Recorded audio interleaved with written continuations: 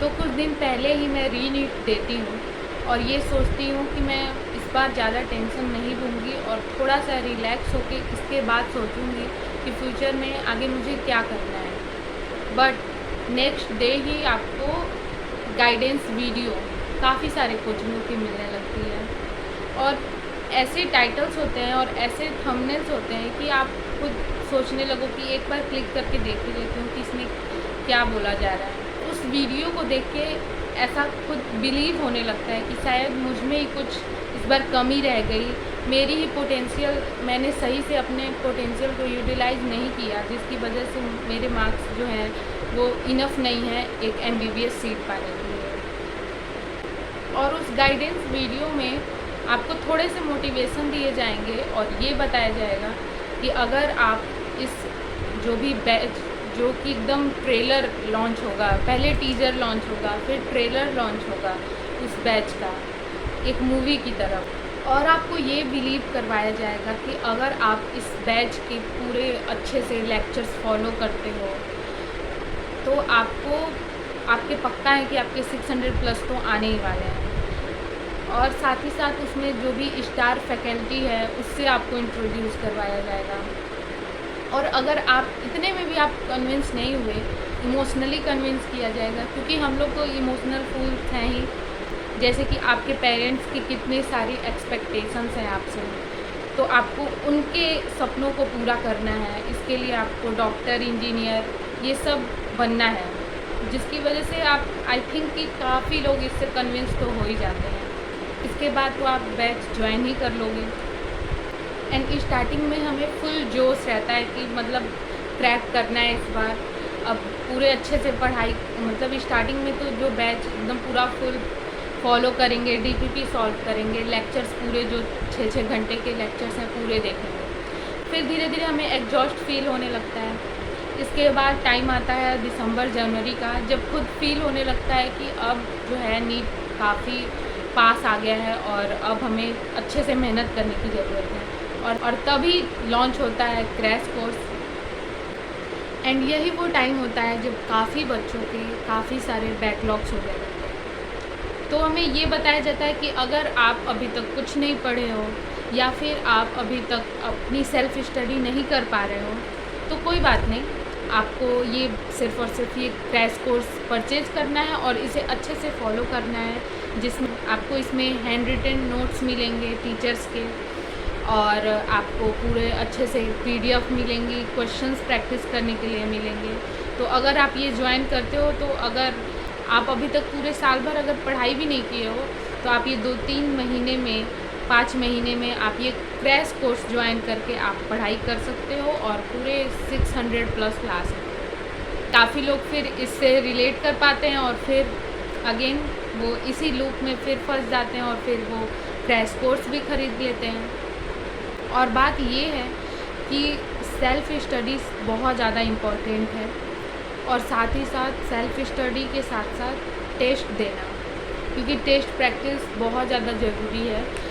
जो कि जब आप ऐसे पूरे आप 6-6 घंटे लेक्चर देख रहे हो, इसके बाद भी ऐसा होता है कि कुछ लेक्चर्स अगर छूट गए तो फिर उसे भी फिर कंप्लीट करना, फिर इसके बाद अगर आपके क्वेश्चंस जो PDF मिल रहे हैं कोर्स के वो नहीं बन पाते तो उससे अलग डीमोटिवेशन होता है। तो इतनी सारी प्रॉब्लम्स फिर हमारे साथ होने लगती हैं और ये सब चीज़ों से डीमोटिवेशन बहुत ज़्यादा होता है। और फिर आता है नीट का एग्ज़ाम, जिसमें फिर जो आपने एक्सपेक्ट किया था वो आपको मार्क्स नहीं मिल पाते हैं, तो फिर आप डीमोटिवेट होते हो और फिर आप वही गाइडेंस वीडियो फिर देखते हो। फिर आपको रियलाइज़ होता है कि मेरी ही गलती थी, मुझे ही अच्छे से पढ़ाई करनी चाहिए थी, और फिर आप वो फिर से बैच ज्वाइन करते हो और फिर से उसी लूप में आप फिर फंसते रहते हो। और फिर इसके बाद आपको फिर एक वीडियो मिलती है जिसमें रिजल्ट डे की सेलिब्रेशन होती रहती है, जिसमें इससे फ़र्क नहीं पड़ता कि उस कोचिंग में कितने बच्चे पढ़ रहे हैं, बट उसमें कुछ बच्चे जिनका सिलेक्शन हो चुका रहता है उन्हें आप देखते हो तो आपको फिर से डीमोटिवेशन होता है कि मैं नहीं कर पा रहा या मैं नहीं कर पा रही। बट सेम टाइम आपको ये मोटिवेशन भी होता है कि शायद इस कोचिंग में पढ़ने के बाद उन्होंने इतना मतलब इतना अच्छा उनका रिज़ल्ट आया है, तो मेरा भी शायद हो सकता है। और फिर आप इस होप में फिर आप उस बैच को, उस कोर्स को ज्वाइन करते हो। एंड द थिंग इज़ कि नंबर ऑफ़ लिमिट्स ना होने के कारण स्पेशली नीट में हम बार बार ड्रॉप लेते हैं। और अगर आप 12th पास हो या फिर आप 1 या 2 ड्रॉप लिए हो, तो ये तो नॉर्मलाइज़ कर दिया गया है कि अगर आप ये 1 या 2 ड्रॉप ले रहे हो तो इट्स नॉर्मल। आप एक बार और चांस ले सकते हो, आप एक बार और कर सकते हो, चाहे इसके लिए आपको मतलब मन हो या ना हो, लेकिन आप अगर नंबर ऑफ़ लिमिट्स नहीं है तो आप इस एग्ज़ाम को दे ही सकते हो। और फिर हम उसी लूप में बार बार फंसते रहते हैं, चाहे हम खुद से चाहें या ना चाहें। और आई थिंक कि किसी को स्पेशली ये जो कोचिंग इंडस्ट्री है, ये भी एक बिजनेस इंडस्ट्री है और उन्हें कुछ फ़र्क नहीं पड़ता, किसी को कुछ फ़र्क नहीं पड़ता कि आपकी मेंटल हेल्थ पे क्या इससे इफ़ेक्ट हो रहा है। उन्हें इससे कोई मतलब नहीं पड़ता। उन्हें ये भी उनके लिए एक बिजनेस है, जो कि हमारे जैसे एस्पिरेंट्स के इमोशंस के साथ हमें मैनिपुलेट करके वो अपना जो ये पूरा बिजनेस इंडस्ट्री है, ये कोचिंग वाला, वो चला रहे हैं। और ये ऑफ़लाइन भी है और ये ऑनलाइन भी है। मैंने खुद ये एक्सपीरियंस किया है, मतलब मैंने ऑफ़लाइन भी कोचिंग किया है और ऑनलाइन भी किया है। तो मैं ये बोल सकती हूँ कि अगर आप सेल्फ़ स्टडी नहीं कर रहे हो और अगर आप सिर्फ़ और सिर्फ टीचर्स पे या कोचिंग पे डिपेंड हो कि अगर ये लोग जो पढ़ा रहे हैं या फिर ये लोग जो भी आपको मटेरियल्स, स्टडी मटेरियल्स दे रहे हैं, उसी से आपका जो होना है, तो ये बहुत बड़ी मिथ है और ये आपकी सबसे बड़ी गलती है। आपको सेल्फ़ स्टडी करनी बहुत ज़रूरी है और ख़ुद से सोचना बहुत ज़रूरी है कि मेरे लिए क्या सही है और क्या नहीं। 4 से 5 दिन हुए हैं रीनीट को और मैं खुद अभी बहुत ज़्यादा कंफ्यूज हूँ कि मुझे क्या करना चाहिए अभी आगे, क्योंकि मेरे MBBS के इतने तो मेरे मार्क्स नहीं आ रहे हैं।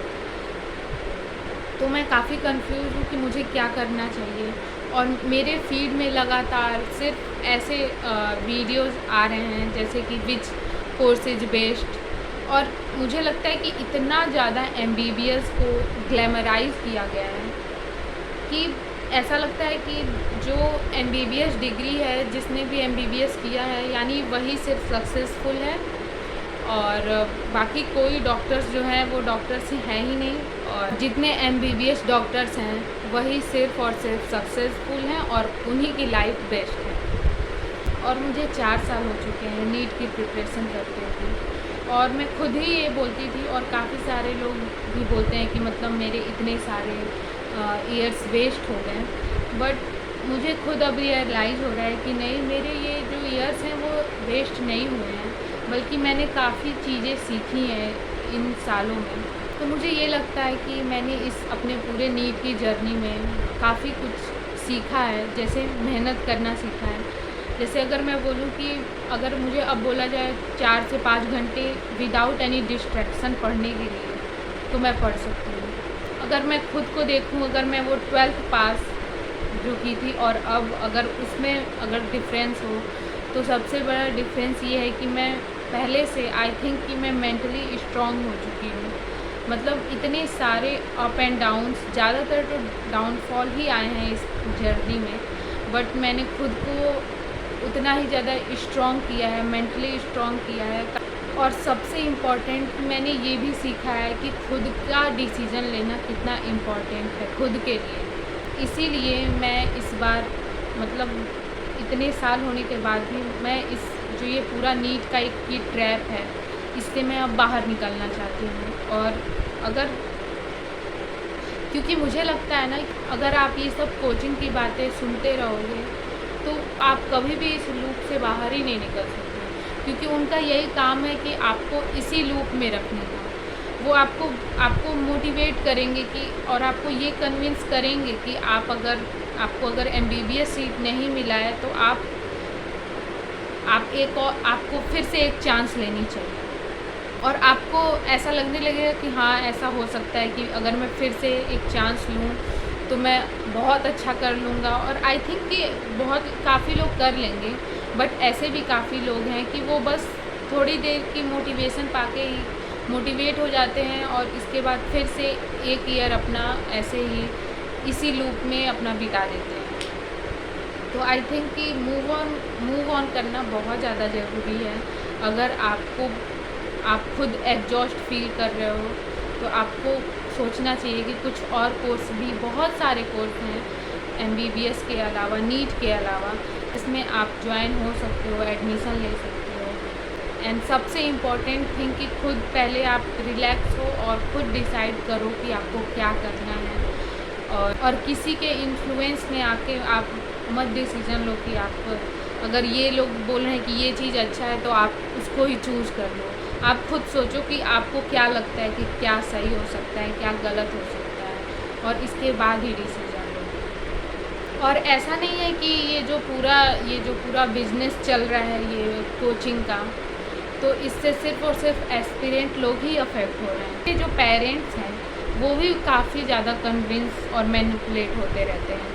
और उसका एक एग्जांपल मेरे भी पेरेंट्स हैं, यानी उन्हें भी ऐसा ही लगता है कि सिर्फ और सिर्फ MBBS जो है, अगर मैं MBBS नहीं कर पा रही हूँ यानी कि मतलब मैं फेलियर हूँ और मुझसे नहीं हो पा रहा है। इसकी वजह से ही मैंने बार बार इतने सारे अटेम्प्ट्स दिए हैं, बट मैं खुद कंफ्यूज हूँ कि मुझे अभी क्या करना है, और इसीलिए मैं अपना खुद टाइम ले रही हूँ कि मुझे आगे क्या करना चाहिए। बट मैं अपना पूरा ट्राई कर रही हूँ कि मैं अपने पेरेंट्स को कन्विंस कर सकूँ कि मुझे मूव ऑन करना है, मुझे अब ये जो पूरा नीट का लूप है इसमें नहीं फंसना है, और अब फिर से मुझे अपना मेंटली ब्रेकडाउन नहीं करना है।